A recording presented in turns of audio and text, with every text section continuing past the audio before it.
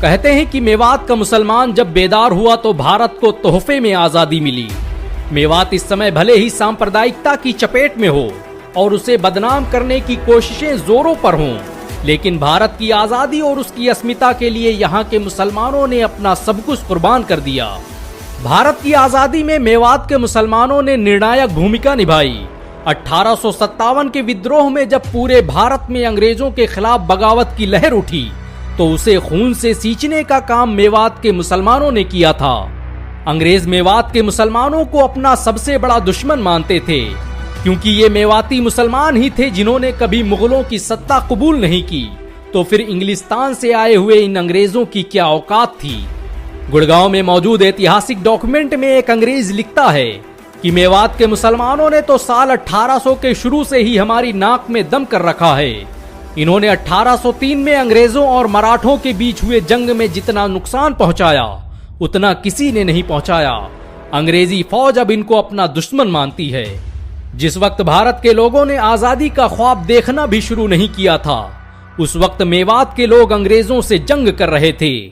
साल 1803 में मेवात के नगीना तहसील के नौटकी गांव में रहने वाले मौलवी एवज खान ने अंग्रेजों के खिलाफ जंग का ऐलान कर दिया और इस जंग में अंग्रेजों को शिकस्त का सामना करना पड़ा।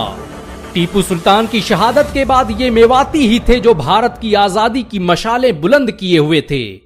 मौलवी एवज खान से मिली हार के बाद अंग्रेज ऐसा दहशत में आए कि दिल्ली के रेजिडेंट मिस्टर सेक्टन ने 1807 में अपने अधिकारियों को खत लिखा कि उन्हें मेवातियों से समझौता कर लेना चाहिए।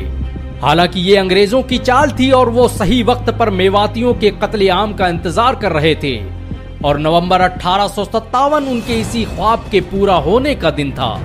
1857 में जब पूरे देश में विद्रोह की आग जलना शुरू हुई तो उस आग को मेवातियों के खून से ठंडा किया गया।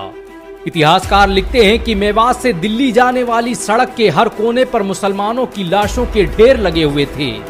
अंग्रेजों ने मुसलमानों की संपत्तियों को लूटकर उनके घरों को खंडहरों में तब्दील कर दिया और विद्रोह के जुर्म में मेवात के 10,000 मुसलमान एक साथ कत्ल कर दिए गए। ये भारत के इतिहास में 1857 में होने वाली सबसे बड़ी घटना थी। मेवात के मुसलमानों का यही वो खून था जिसके रंग ने भारत में आजादी के आंदोलन को तेज कर दिया। यहाँ तक कि अंग्रेजों को इसका एहसास हो गया कि उन्होंने मेवात के 10,000 वीर सपूतों को कत्ल कर अपने ताबूत में आखिरी कील ठोक ली है। मेवातियों पर अंग्रेजों के जुल्म का ये आलम था कि भारत में सबसे ज्यादा टैक्स मेवात के लोगों पर लगाया गया। अंग्रेजों ने 1842 में मेवात क्षेत्र का राजस्व 11,14,000 रुपये तय किया, जो फसल उत्पादन के मुकाबले में काफी ज्यादा था और खुद लॉर्ड कनिंघम ने ये बात अपने मुंह से कबूल की थी। आपको ये जानकर शायद हैरानी हो कि अंग्रेजों के इस टैक्स सिस्टम के खिलाफ सबसे पहली गोली मेवात के चांद खान ने चलाई थी और उसने 10 मई 1857 को अंग्रेजी सैनिकों को भून दिया था, जिसके बाद विरोध और विद्रोह की ये आग पूरे भारत में फैल गई। मेवात के लोगों ने 1857 में नूह, घासेड़ा, रायसीना, तावड़ू और खोरी में कई जंगें लड़ी, जिसका जिक्र आज भी गुड़गांव गजेटियर में देखा जा सकता है। विरोध की आवाज को दबाने के लिए अंग्रेजों ने 1858 में मेवात के इर्द गिर्द की सारी बस्तियां जला डाली और बहुत सी मस्जिदों को शहीद कर दिया। बात मुसलमानों की इज्जत पर आई और जब अंग्रेजों का जुल्म हद से ज्यादा बढ़ा तो मेवात के रायसीना में रहने वाले लॉर्ड खान ने गुड़गांव के तत्कालीन अंग्रेज कलेक्टर क्लिफोर्ड की हत्या कर दी। वही नूह जहां इस वक्त सांप्रदायिकता चरम पर है, उसी नूह में 1857 को एक मुसलमान सदरुद्दीन ने अंग्रेजों को ऐसी धूल चटाई कि अंग्रेजों ने नूह में पूरी सेना उतार दी, जिसके नतीजे में 52 मुसलमानों को हाथियों से बांधकर पेड़ पर लटकाकर फांसी दे दी गई। अंग्रेज मेवात पर कभी पूरी तरह से कब्जा नहीं कर पाए। मेवात ने ऐसे ऐसे जाबाज सिपाही और ऐसी ऐसी टेक्नोलॉजियों का आविष्कार किया जिसका सामना करना अंग्रेजों के बस की बात नहीं थी। 1857 में घासेड़ा में रहने वाले अली हसन मेवाती की बनाई तोप ने अंग्रेजों के छक्के छुड़ा दिए। अली हसन का यह क्रांतिकारी आविष्कार अंग्रेजों के लिए घातक साबित हो सकता था, इसलिए उन्होंने पूरे घासेड़ा को घेर कर अली हसन की हत्या कर दी। अंग्रेजों का political leader major W Eden जब अपनी फौज लेकर मेवात आया तो वो कहने लगा कि इसे जीतना तो नामुमकिन है। मेवात में 1857 के विद्रोह का नेतृत्व करने वाले नवाब अहमद मिर्जा खान और नवाबुद्दौला मुसलमान थे। इन दोनों की आंखों से ही मेवात के हिंदू और मुसलमान आजादी का ख्वाब देख रहे थे।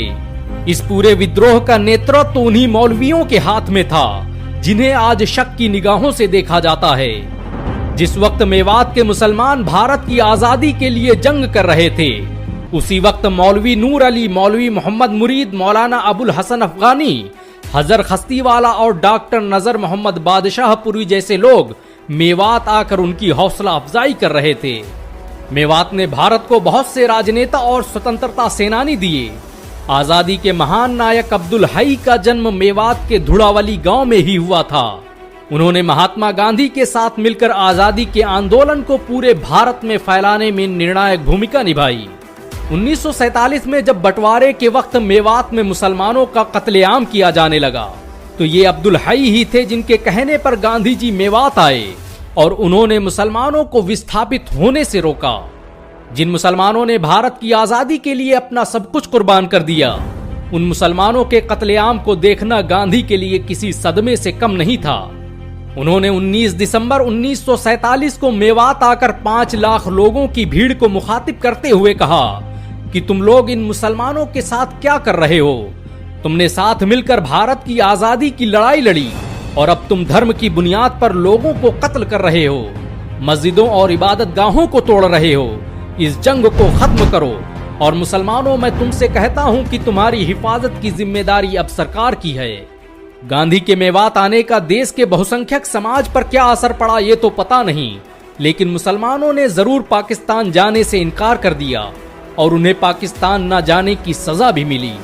प्रसिद्ध इतिहासकार शैल मायाराम की माने तो 1947 में सिर्फ भरतपुर में ही 30,000 मेव मुसलमानों का कत्ल कर दिया गया और ऐसे न जाने कितने भरतपुर हरियाणा की सरहदों में भरे पड़े थे। तारीख मेवात के लेखक यूनुस अलवी के मुताबिक मेवात कभी वैसा नहीं था जैसा आज दिखाई देता है। कभी मेवात की सरहदें सैकड़ों किलोमीटर दूर तक फैली हुई थी और इसका आकार आधे हरियाणा राज्य के बराबर था। आजादी से पहले मेवात 3000 गांवों पर मुश्तमिल था और यहाँ पर 4000 से ज्यादा मस्जिदें थीं। लेकिन 1947 के फसादात के बाद सिर्फ 228 मस्जिदें ही सलामत बच सकी। ये अफसोस की बात है कि जिन मेवातियों ने भारत की आजादी के लिए अपना सब कुछ कुर्बान कर दिया, आज उन्हीं मेवातियों से भारतीय होने का सबूत मांगा जाता है। हालांकि मेवात के मुसलमानों ने भारत के लिए जो किया वो आज तक कोई नहीं कर पाया। भारत को जब भी जरूरत पड़ी, मेवाती सर पर कफन बांधकर देश की सुरक्षा के लिए निकल पड़े। आज जब मेवात में मुसलमानों के घरों को ढाया जा रहा है, तो उसने अंग्रेजों के जुल्म और सितम की यादें ताजा कर दी हैं। हालांकि ये वही मुसलमान हैं जिनके आबा और अजदाद ने इस देश की आजादी के लिए अपना सब कुछ कुर्बान कर दिया था। वैसे अगर